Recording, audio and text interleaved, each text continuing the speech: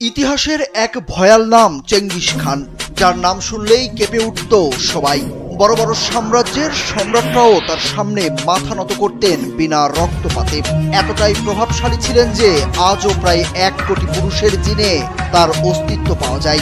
4 কোটি মানুষ হত্যাকারী সেই চেঙ্গিস খানও নাকি এক মুসলিম যোদ্ধার ভয়ে রণক্ষেত্র ছেড়েছিলেন। লক্ষাধিক মঙ্গল বাহিনীর বিরুদ্ধে একাই লড়েছিলেন সেই মুসলিম যোদ্ধা, তবুও শহীদ করতে পারেননি।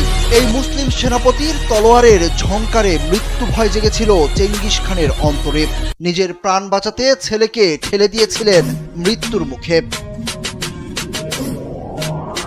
1219 সাল চেঙ্গিস খানের বর্বর হামলায় ধূলিসাৎ হয়ে গেল আব্বাসীয় খিলাফত থেকে স্বাধীন হওয়া খাওয়ারিজম সাম্রাজ্য। প্রাণ বাঁচাতে পালিয়ে গেল জনতা, চুপ ছিল মুসলিম বিশ্ব। ঠিক সেই অন্ধকার সময়ে আশার দৃপ্ত এক সূর্য হয়ে আবির্ভূত হলেন সুলতান আলাউদ্দিনের বীরপুত্র সুলতান জালালউদ্দিন খাওয়ারিজম শাহ। তিনি একাই গর্জে উঠলেন মঙ্গল সাম্রাজ্যের বিরুদ্ধে।